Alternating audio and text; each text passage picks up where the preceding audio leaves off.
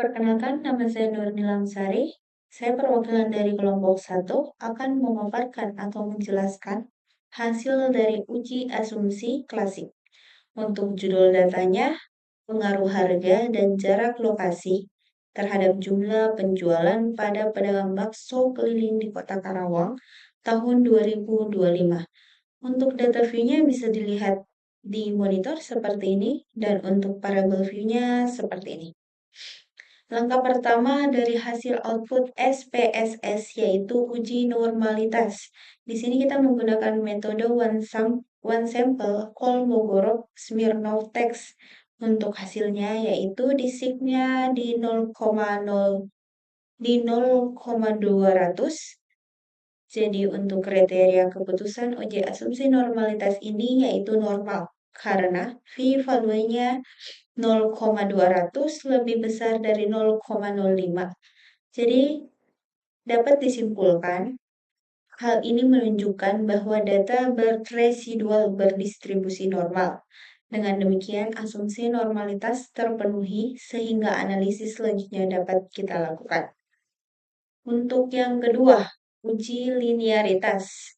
Di sini untuk hasilnya ada 2 karena kita menggunakan 2 data independen. Untuk yang pertama ada di penjualan atau harga, ANOVA tabelnya di SIK 0,900, dan untuk penjualan jarak dari kota pusat, ANOVA tabelnya di 0,110.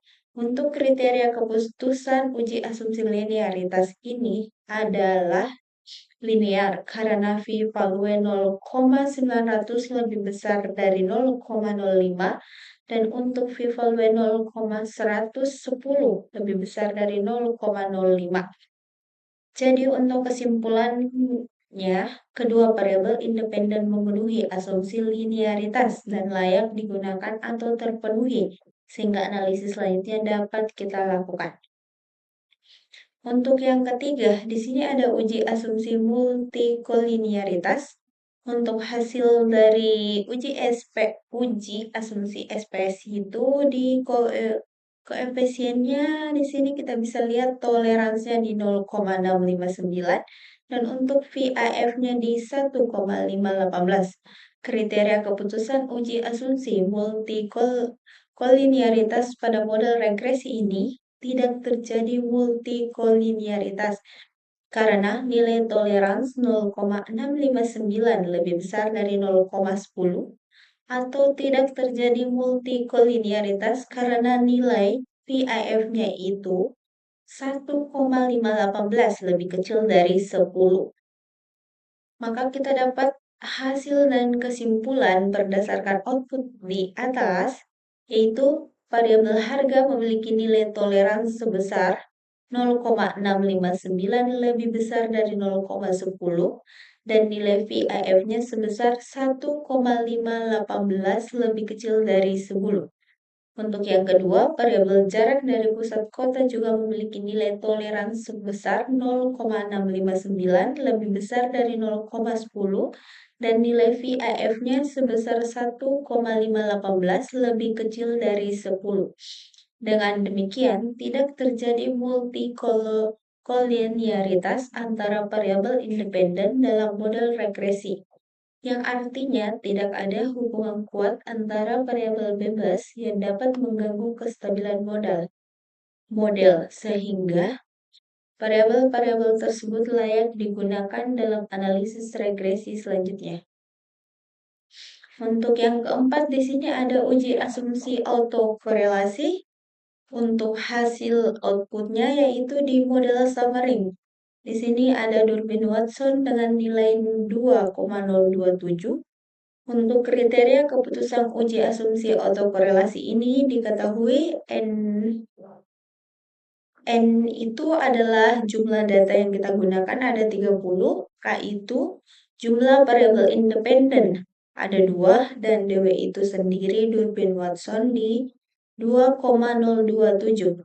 Untuk mencari nilai DO batas atas Durbin Watson dan nilai DL batas bawah Durbin Watson, kita bisa lihat di tabel Durbin Watson ya. Di sini hasilnya DL itu di 1,2837 dan DU-nya di 1,5666. Jadi, didapatkan nilai DU sebesar 1,566 dan DL sebesar 1,2837. Kemudian hitung nilai 4 dikurang DW terlebih dahulu. Jadi 4 dikurang 2,27 atau Dunpin Watson DW sama dengan 1973. Untuk hasil dan kesimpulan di sini kita bisa lihat hasilnya.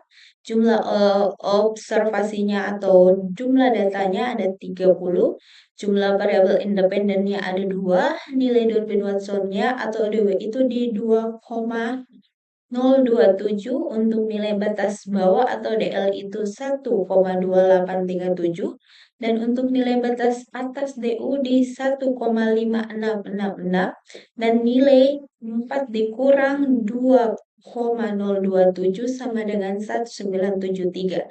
Kemudian dilakukan pengujian sebagai berikut. Untuk uji autokorelasi positif yaitu DW 2,027 lebih besar dari DU 15666, maka tidak terdapat autokorelasi positif.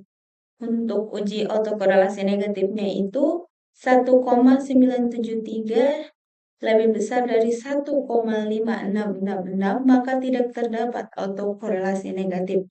Berdasarkan hasil uji Durbin-Watson, dapat disimpulkan bahwa model regresi tidak mengalami autokorelasi, baik positif maupun negatif. Dengan demikian, model dinyatakan memenuhi asumsi bebas autokorelasi, sehingga analisis selanjutnya dapat dilakukan. Karena untuk data yang bagus itu tidak mengalami autokorelasi ya. Untuk yang kelima, di sini ada uji asumsi heteroskedasitisitas. Untuk hasilnya yaitu koefisien di signya A yaitu di 0,2114, 0,214 dan 0,062. Untuk kriteria keputusan uji asumsi heteroskedasitas ini tidak terjadi heteroskedasitas karena p-value atau 0,214 lebih besar dari 0,05, dan yang kedua p-value-nya di 0,062 lebih besar dari 0,05. Maka hasil dan kesimpulannya berdasarkan hasil output di atas menunjukkan bahwa tidak mengalami masalah heteroskedasitas karena semua variabel independen memiliki nilai sigma lebih besar dari 0,05. Dengan demikian, model regresi layak digunakan untuk analisis lebih lanjut. Terima kasih.